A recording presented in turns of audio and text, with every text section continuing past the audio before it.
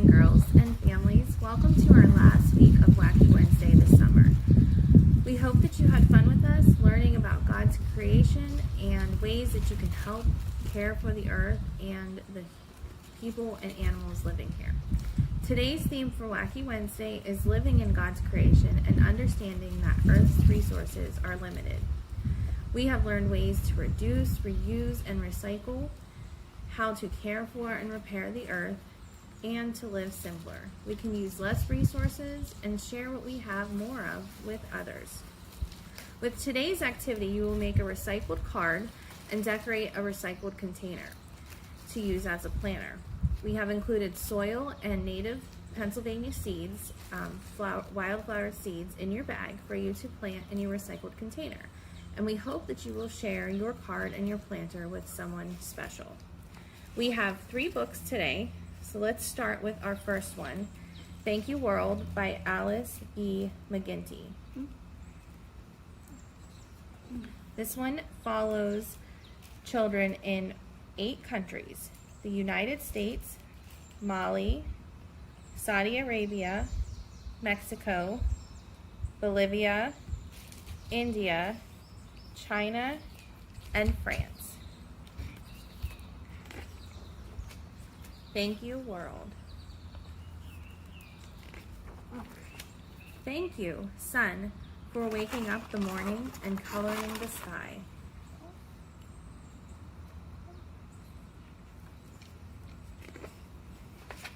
Thank you, sky, for shining blue that calls me to touch you, swinging high.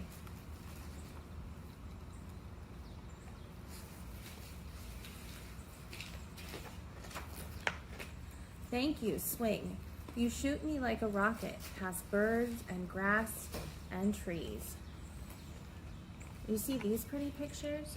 This shows all the kids swinging in their countries with all the pretty birds that live there.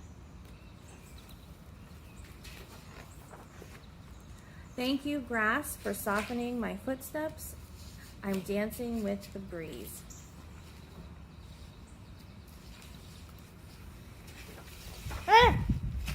Thank you, breeze, for lifting up my kite wings past treetops tall and proud. And it's paper. I'm blowing my paper.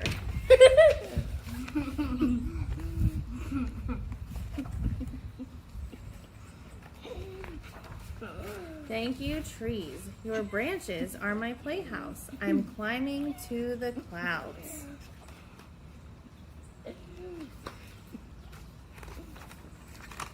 Thank you, clouds, for painting cotton pictures and sending cool, sweet rain.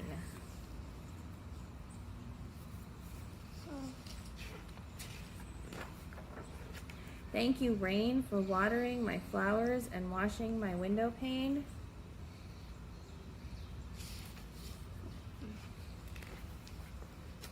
Thank you, window. You welcome in the moonlight the yawns from starry skies.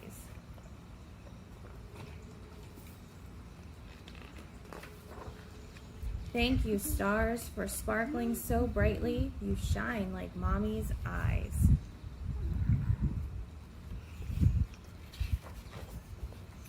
Thank you, mommy, for tucking in my tiptoes and kissing me good night.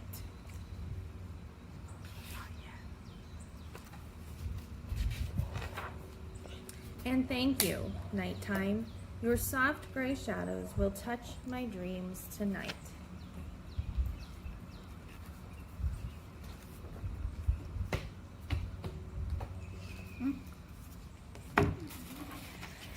Now we will read a book that was written by 4th graders from Menden Center Elementary School about Dr. Jane Goodall. It's called Through Jane's Eyes, Lessons Learned from Dr. Jane Goodall.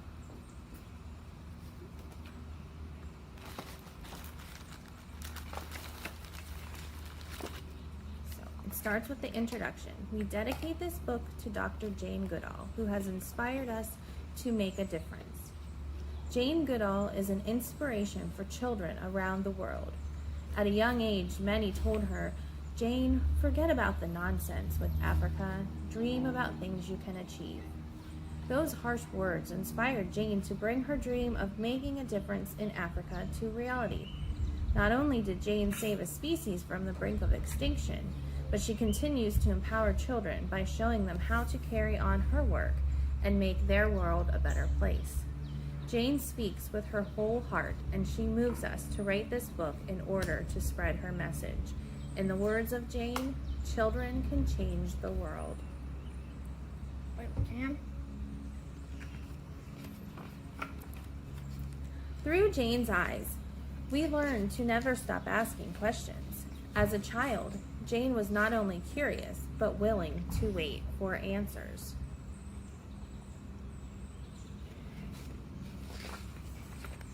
That inspiration can come from unlikely places. It was stories of Tarzan and Dr. Dolittle that motivated Jane to travel to the jungles of Africa to help the animals in the wild.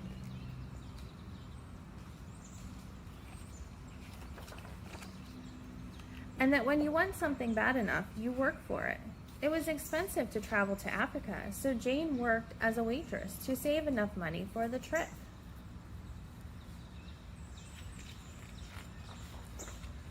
Through Jane's eyes, we learned that dreams have no boundaries. At 22 years old, Jane went to see Africa for herself.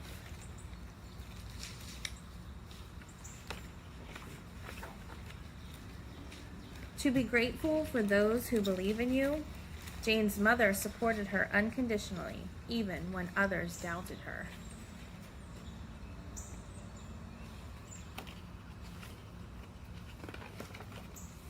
And that patience has its rewards. Jane sat for hours observing and learning about the chimpanzees and how they live.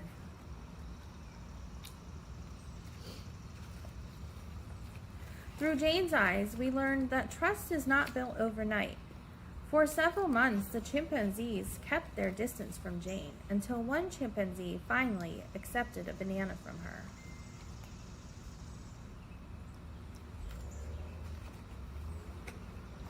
That things aren't always what they seem. Jane was surprised to see that chimpanzees could use and make tools in many ways.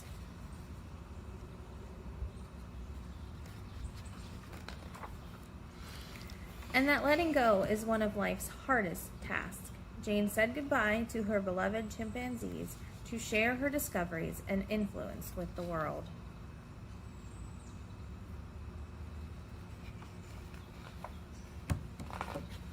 Through Jane's eyes, we learn to speak for those without a voice.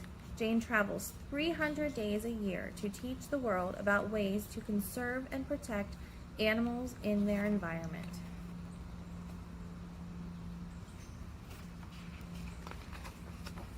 That everyone has the potential to break barriers. Jane is a trailblazer who sets an example for women with dreams of becoming researchers and champions for the environment.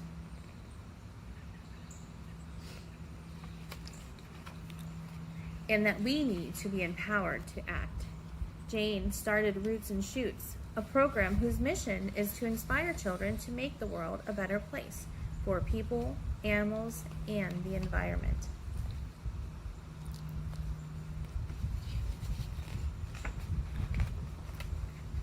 Through Jane's eyes, we learned that it only takes one person to spread hope to the world. You cannot get through a single day without having an impact on the world around you. What you do makes a difference, and you have to decide what kind of difference you want to make. That's a quote from Dr. Jane Goodall.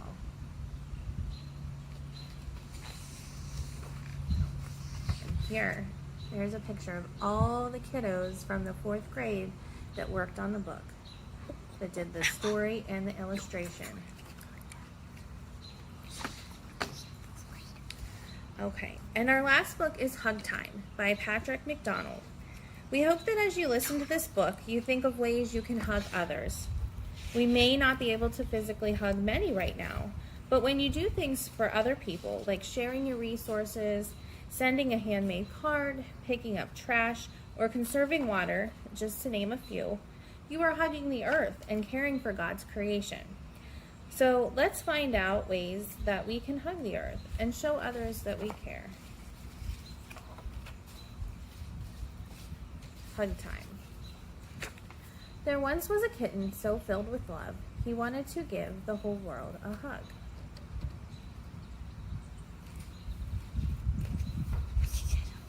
Hug the whole world? Will that make it better? As Jules nodded yes, Doozy helped with his sweater.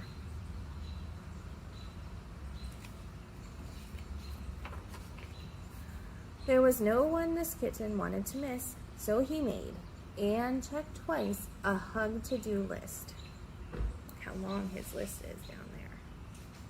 Someone help me? He hugged his best friends, Mooch, Noodles, and Earl, a butterfly, buttercups, a little gray squirrel. He hugged all the birds he could find in the park, so many to hug before it got dark.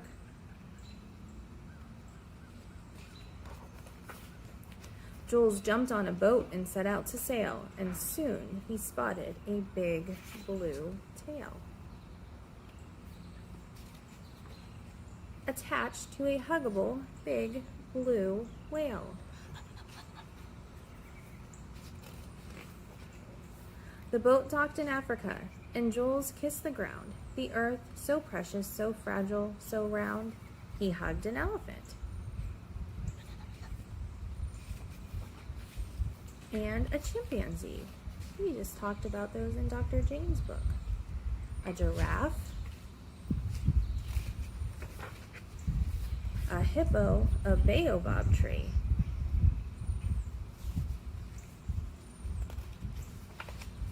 Exploring the rainforest by foot and canoe, Jules discovered a species brand new.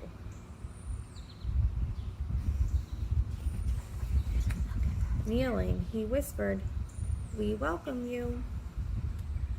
Off to India with its tigers so few, finding one is hard to do.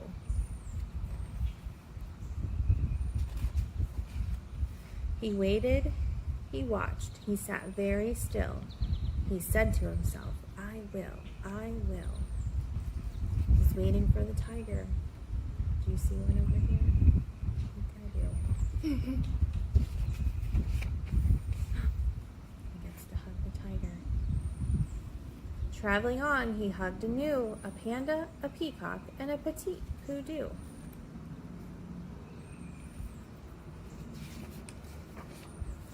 A wallaby, wombat, and a huma fish, number 306 on his hug to-do list.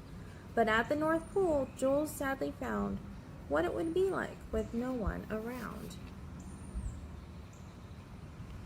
See, he's sad. He's sniffing. He's all by himself. So Jules was surprised when his tail got a tug, and a polar bear asked, "Would you like a hug?"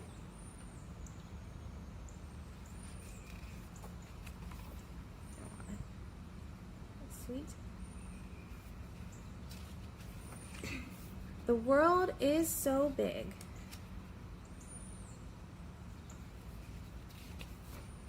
And yet so small. It's the time that we embrace it all. That's something that we all can do. Start with the one who's closest to you. Hug time. Hi. Oh, hi, Bugs.